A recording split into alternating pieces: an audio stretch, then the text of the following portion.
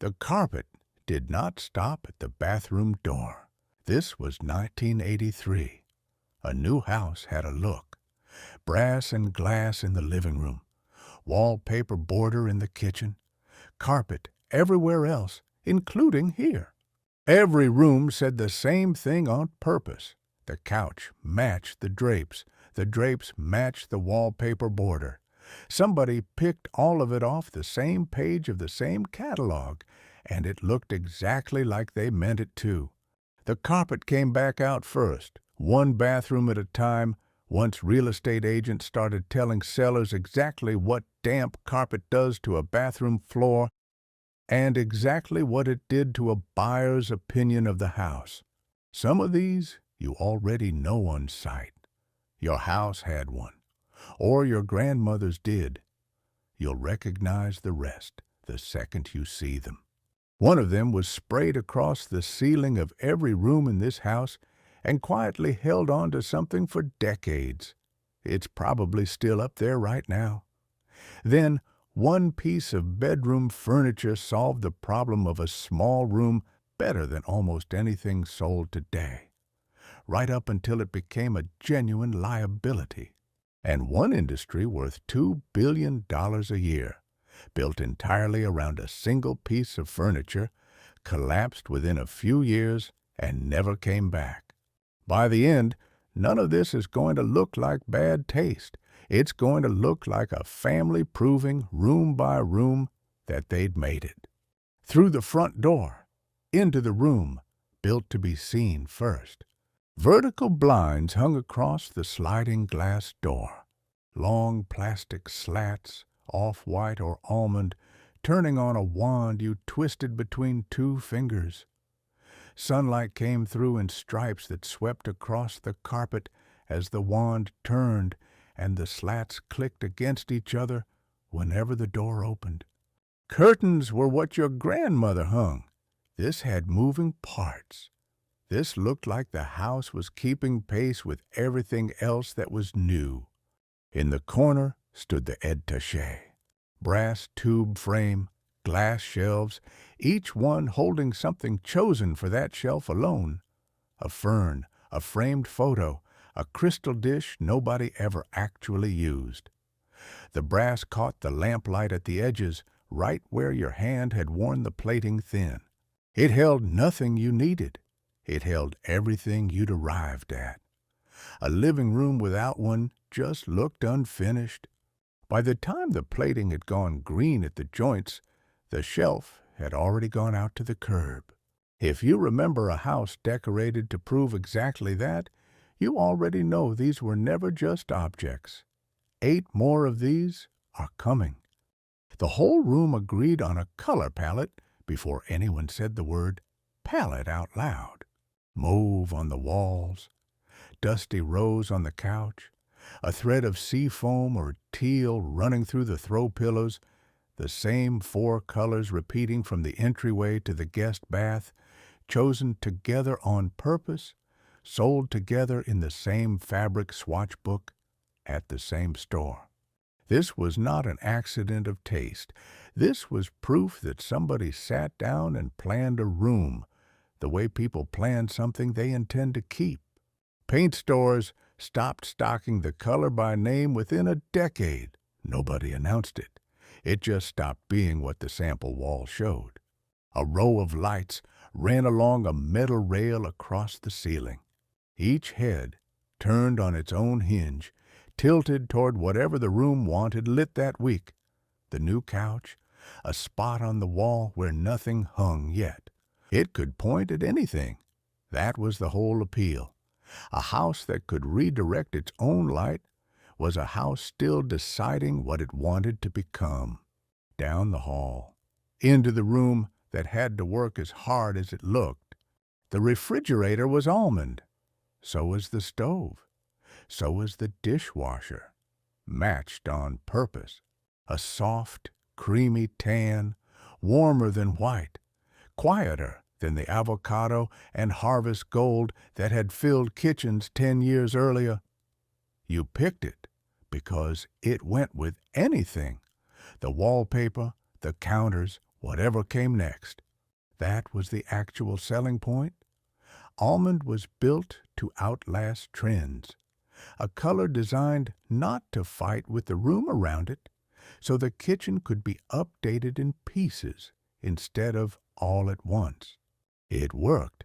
Almond outlasted avocado and harvest gold both, until stainless steel arrived and made a neutral kitchen look unfinished all over again. A strip of wallpaper ran along the top of the kitchen wall just under the ceiling. Geese, mostly, wearing blue bonnets or bow ties, walking in a single-file row above the cabinets, repeating every few feet the whole way around the room. The same geese on the dish towels. The same geese on the cookie jar by the stove.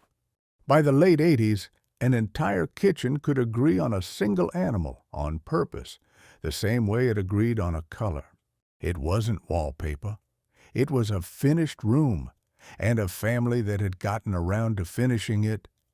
The border stayed up long after the geese stopped being anyone's idea of a good idea. Down to the room, nobody else was allowed to redecorate. The closet had 2 sliding doors, floor to ceiling, both mirrored. You caught yourself in them constantly, without meaning to, walking past, tying a shoe, turning off the lamp. They doubled the room in the reflection, made a small bedroom look like it had somewhere else to go, cheaper and faster than knocking out a wall. The silvering behind the glass went first, at the corners, a slow black bloom nobody noticed until it had spread halfway across the door. By then the mirror wasn't showing you the room anymore.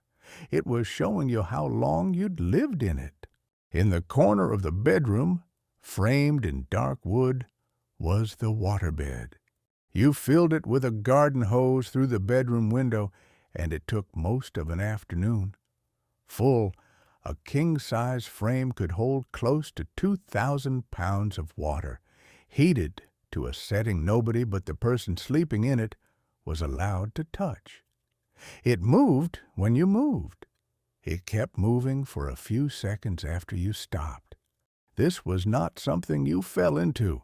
It was something you chose on purpose, aware of exactly what it weighed and exactly what it cost to heat every month, because it felt like the kind of thing people who'd made it owned. By 1987, waterbeds were a $2 billion business, close to a quarter of every mattress sold in the country. Landlords banned them outright over the floors. Insurance companies wrote riders just for them. Then memory foam showed up a few years later, promising the same give without the hose, the heater, or the risk, and the $2 billion went with it. One more room, the one this whole thing started in. This is the carpet from the start, not a bath mat. Wall to wall, the same plush pile as the bedroom, fitted around the base of the toilet with a seam cut precisely for it, sometimes even matching the color of the towels hung on the bar. It meant the bathroom got to be a real room, not just plumbing behind a door. Warm under bare feet, in the middle of winter, the same comfort built into every other room in the house. It held water the way carpet holds anything spilled on it, quietly, for a long time, without telling anyone. By the time realtors started warning people off it, most of it had already been pulled up and replaced with tile, one bathroom at a time, without anybody marking the date. Look up on your way out. It was there the entire time. Every room in this house had the same ceiling, rough, bumpy, sprayed on in a single pass, the kind of texture that swallowed a shadow instead of showing one. It went up fast, over a single afternoon, hiding every seam and imperfection in the drywall underneath it. Nobody had to sand a thing. Nobody had to finish it twice. It was never meant to be beautiful.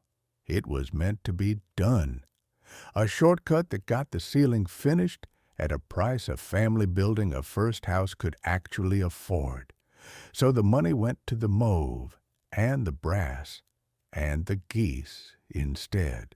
The spray texture itself got restricted by federal law in 1978, once regulators tied it to asbestos. But nobody recalled what was already on the shelf, so contractors kept using it for years after that, which means plenty of houses built into the mid-1980s still have the original ceiling up there, sealed in place, doing exactly what it was sprayed there to do.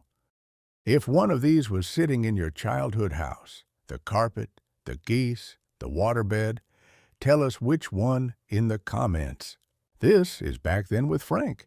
If you haven't already, go ahead and subscribe so the next one finds you. And if somebody in your life would recognize every single item on this list, send it to them. They'll know exactly what we mean.